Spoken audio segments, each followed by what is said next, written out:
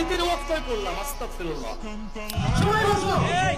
আমি কি কোনো দলের নাম বলেছিলাম, কাউকে গালি দিয়েছিলাম? দাঁড়ান দাঁড়ান দাঁড়ান, আমার ভূমিকার কথা শুরু হয়েছিল 3.5 হাত মাটির কবর দিয়ে। যুবক ভাইরা বলো, আমি কি কোনো দলের কথা বলেছি? আমি শুরু থেকে নিয়ে আমার বক্তব্য বিএনপি ভালোবাসে।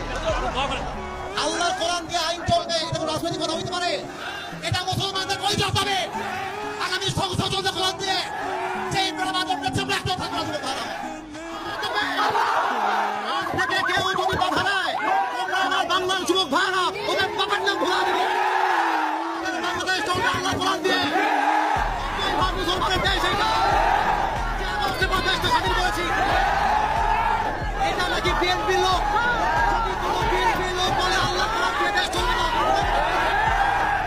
এমন নেতা চাই যার কোরআন দিয়ে দেশ চলবে। এমন নেতা চাই যে যদি আদর্শ মানতে চায়। এরপর থেকে লাস্ট কথা, লাস্ট কথা শোনো, বগুড়া বলে কথা নয়, যেখানে যেই নেতা কথা দিবে জুতা আপনারা বাজাও।